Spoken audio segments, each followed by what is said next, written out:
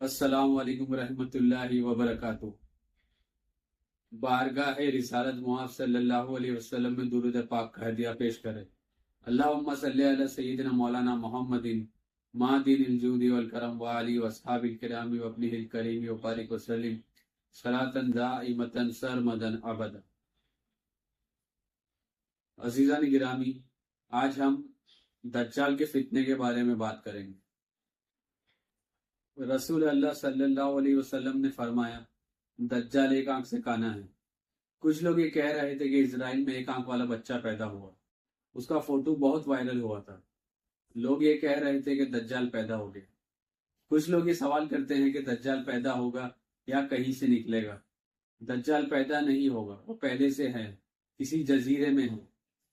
ابو داؤد کی حدیث ہے، حضرت فاطمہ بنت قیس رضی اللہ تعالی عنہ سے روایت ہے، ایک رات رسول اللہ صلی اللہ علیہ وسلم عشاء کی نماز کے لیے دیر سے تشریف لائے اور فرمایا، مجھے تمیم داری کی ان باتوں نے روک لیا تھا جو وہ مجھ سے کہہ رہا تھا۔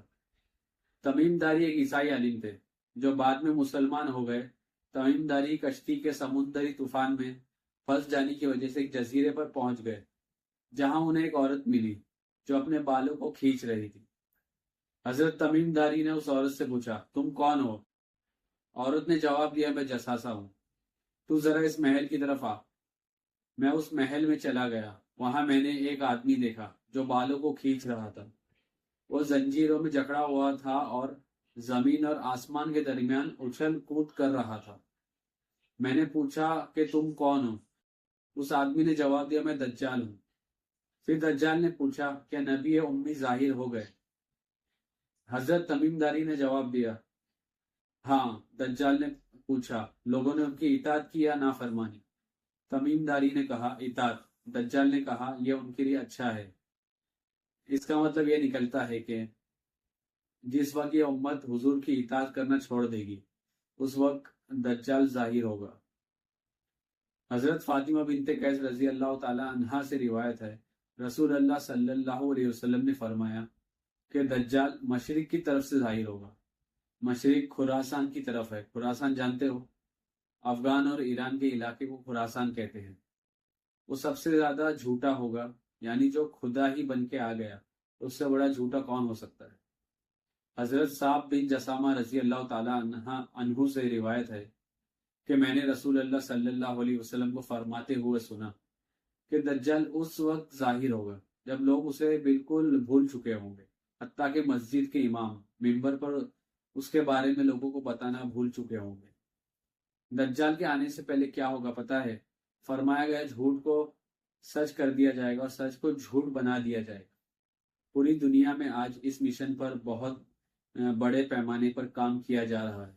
جھوٹ کو سچ بنا دو اور سچ کو جھوٹ بنا دو، اور آج اس میں سب سے بڑا رول میڈیا کا ہے۔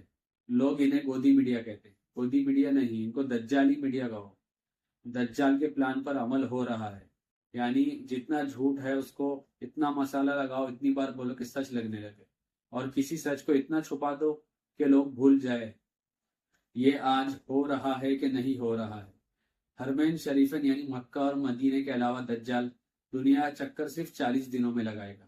پہلا دن 1 سال کے برابر ہوگا، دوسرا دن 1 مہینے کے برابر، تیسرا دن 1 ہفتے کے برابر، اور باقی دن سب 24 گھنٹے کے ہوں گے۔ اس کے ماتھے پر لفظ کافر لکھا ہوگا، جسے صرف مومن جو اللہ پر یقین رکھتے ہیں وہی پہچان پائیں گے۔ حضور اکرم صلی اللہ علیہ وسلم نے فرمایا کہ جب دجال نکلے گا سب سے پہلے عورتیں اسے مانیں گی، اور ایک دوسری حدیث میں حضور اکرم صلی اللہ علیہ وسلم نے فرمایا کہ دجال کی طرف سب سے زیادہ عورتیں جائیں گی، یہاں تک کہ ایک آدمی اپنی ماں، بہن اور بیٹی کو باندھے گا اس ڈر سے کہ کہیں وہ دجال کی طرف نہ چلے جائیں۔ بلکہ دجال کے لشکر میں بھی عورتوں کو ایک نمایاں حیثیت حاصل ہوگی، یہاں تک کہ دجال کی ایک اسپیشل سیکیورٹی عورت ہی ہوگی جس کا لقب لائبہ ہوگا۔